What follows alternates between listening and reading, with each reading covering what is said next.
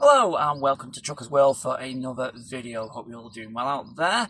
I'm not doing too bad myself. I'm loving this new HD look on mobile phones. I've been out of the game far too long on mobile phones, but I'm really enjoying it. So, on to today's video.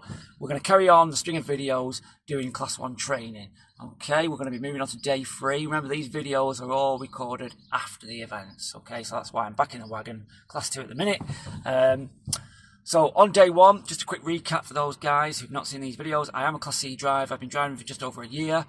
So on the Class 1, quick meet and greet on an industrial area, and then round town a little bit, building me up nice and slowly. I came back. I think I did a little bit of reversing, if I can remember. Only a little bit though. No, wasn't that much, to be fair. Next day was Tuesday. We were planning on going to do the reverse manoeuvres and uncoupling, but we didn't get a chance. Somebody was already on there. Instructor was late, so there's nothing I could do about that. I did do some uncoupling at the end of that day, so I kind of knew what I was doing as well. Third day then, he basically said to me, right, we're going to try and get you onto that reverse pad straight away, do a few reverses, we'll go from there. And that's exactly what happened. Met up again on time. This time I started quite early, 7 o'clock start this time. So the first day was 1 o'clock in the afternoon, second day was 8 o'clock start, this one was 7 o'clock start. So onto the reverse pad, did that a couple of times on the reverse. I'll be honest, a bit tricky at first because of the scenario that you're in. You know the manoeuvres a little bit, you know how to reverse a little bit, but it's still a bit tricky. Harder than the Class C reverse, if I'm totally honest. Him talking me through it, a lot of it, but I kind of grasped the idea. It did come to me. It wasn't so bad. A lot of it is obviously when you see the trailer turning on your right hand side, you steer to the right, straighten it up, and vice versa on the left. That's the best way. As far as the uncoupling goes, again, not too bad. You remember the word black, so it's brake, legs, airs, pipes on the back, and then it's your safety clip, and then your kingpin pull. So I've done a lot of that with him. In the morning, we spent about maybe a good hour, I would say, reversing, maybe 1 or 2 uncoupling exercises. And the word black is actually on the trailer. They've printed it on the trailer, so you can't forget. You can always look at that, and that really does help you out. After that reverse, I was still a little bit worried, obviously, because when you're under any kind of pressure, circumstances such as a test, which was, I assume he told me, would be later that day in the afternoon, so I was a little bit concerned. You do it, I don't know how many times, and it still doesn't feel like, oh yes, I've got this in the bag. It just doesn't feel that way, if I'm honest. So, did that though. Most times I was okay, I was fine. He taught me through a lot of it. He was still yet to let me do it completely on my own though. As far as the uncoupling and coupling scenarios, I was quite confident with that. I had seen a few YouTube videos. I do recommend watching those because it will just embed in your memory, to be honest. So I was feeling okay with the uncoupling, etc. Anyway, after an hour of that, he took me on the test routes again. I went round the test routes. This time, a little bit more challenging, the same as on the day before on the test routes. It was challenging, it was hard, a lot of concentration, and he was up in the game a little bit, telling me, right, you need to be watching more for pedestrians, HGVs going up and down. Every time they go past you, you look in the mirror, follow them. Every time pedestrians go past you, you look, follow them in the mirror, and before you know it, you are this all the time. It's crazy. I did feel myself improving a little bit. I felt I turned a corner, even though it was still difficult. I felt a little bit more natural. But again, because I'm a Class 2 driver, it does help. It's as simple as that. It does help. So we did that for an hour or so, had a bit of a break, then we came back to the test station. It's only 4 hours training, by the way, each day. Came back to the test station, and he said, right, let's crack on with some reverse manoeuvres, because obviously you've got your test in about a half an hour. So suddenly you're like, oh my God, the nerves and the tension, I'm telling you now, they were out there, they really were. He showed me once or twice again, and he said, right, I'm not going to say a word now, you're going to do it completely. And I did it. And I think I did another 3 goes on my own, and I did it each time. I struggled a little bit here and there, and he kind of gave me a hint, if you want a shunt, take a shunt. And throughout the whole time, I didn't take a shunt. it's a funny thing, this. It really is. I'm not being funny. They tell you can take 2 shunts, I think, but yet you feel like you don't want to. You feel like you're going to be marked down for it. They're going to look down on you for it. And it really, really isn't like that. So get that through now. The best bit of advice, don't be scared of taking 2 shunts forward. Okay, I would advise taking 2 shunts forward after you've made the first turn. But we'll come to that at a later video. So, yeah, I somehow managed to manoeuvre each time. There were some good ones, there were some bad ones, but I somehow managed to do it all the time, more or less on my own. But I still felt very, very nervous. He then obviously went through the uncoupling.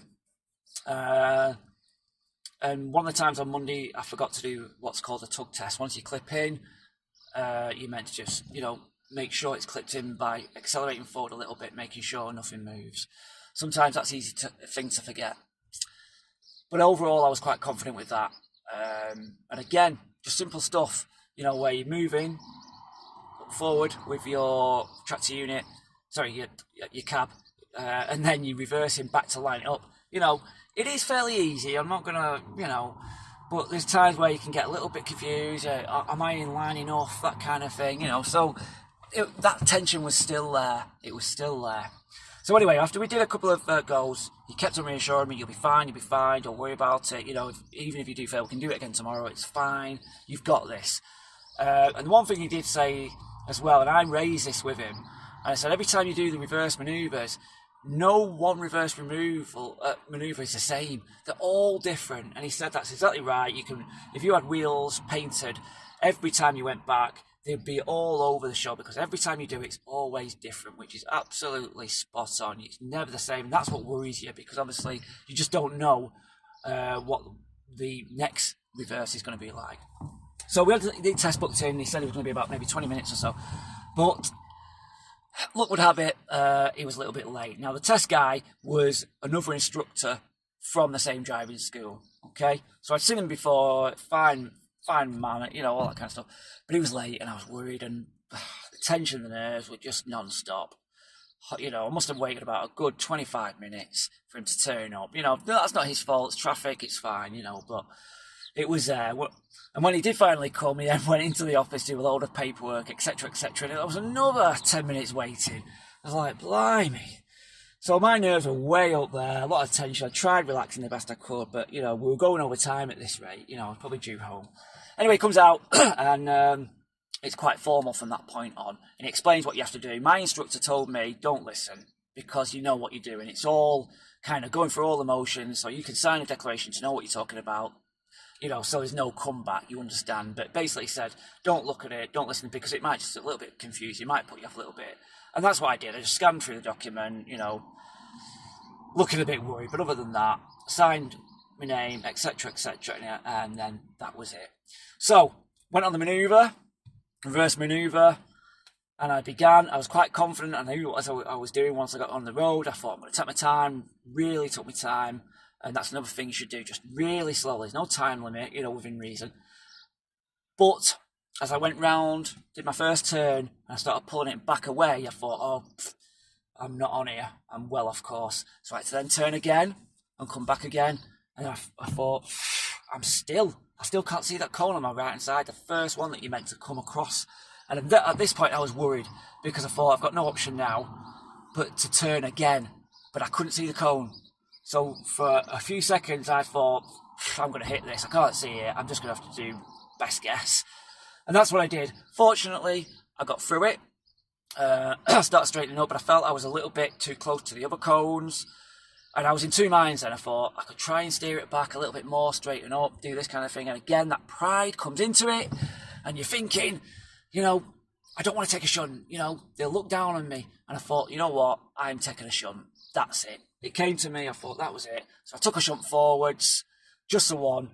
It was enough to get me going. I was a little bit off course, not quite straight, but I soon got straight again. That was the easy part. Went back, and perfect. And when I saw it and I came out, and he said, are you happy? Yeah, I was happy with that, and I thought, big relief, but it still wasn't over yet. So that was quite nerve-wracking. Out of all the manoeuvres I did, that was the worst one I'd done. And it's always the case, isn't it? But I did it, and my instructor was right. you'll do it, you'll sort it out, and which I did. On to the uncoupling, and on we go with that, and I thought, you know, I'll be fine with this as well. But again, you know, you panic a little bit, and you think, which side of the cab is a parking brake on? You know, so I walk around one side, oh, right, must be on the other side, just little bits like that. And you try and calm down, you know, and you relax a little bit. So I did that, fine, uncoupling, came back, and then we came back and I reversed. I almost forgot to check the parking brake was on first. Again, I was a little bit nervous. Did all the checks, that was fine, from what I can remember, and then I reversed back in, and it seemed to be quite a big movement going back. I was like, am I in here? At first, when I reversed back to the trailer, I thought I wasn't straight enough. So when I was reversing in, I thought, it just felt to me when I was clicking in that I wasn't quite straight enough, that maybe it was struggling. So I was a little bit concerned with that. Again, success. I switched off the engine and I forgot to do a tug test.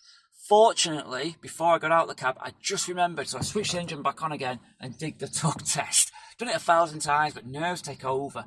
Good point, good little tip is, write it down on a piece of paper in your cab. He's not in with you, you can have a look through it. There's no mistake then. Anyway, did through all the other checks, everything was fine, and yes, I did pass. He had a bit of a laugh with me and said, you gave us a few heart attacks because they want you to pass. They're part of your driving school. He said he gave us a few heart attacks, Scott, though, and that's true. I made hard work of it, but I passed. And that was day 3. Difficult, stressful, but I got through it, and that's all that matters. Okay? That's all that matters. So day 4, tomorrow, we're going to do another video. Day 4 will be my last day before I would have gone on the test. And it goes that quickly, it really does. By this point though, you know, I'll be honest, I was happy, I came home happy, I had my little certificate, you know, and you feel a bit of that self-confidence goes up a little bit. But it's only a short-lived boost, to be honest, because by the time you get home, you're thinking, well, this little certificate's nice, but it means nothing without the Part B. It's as simple as that. So it's short-lived excitement, feel good, but yeah, it quickly goes. But yeah, that's day 3 out of the way. So join me again, hopefully tomorrow, for another video explaining day 4, and then of course test day. Okay, thank you for watching. Hope you enjoyed the video. Give us a thumbs up if you want. That's fine by me. Okay, I'll see you for the next one.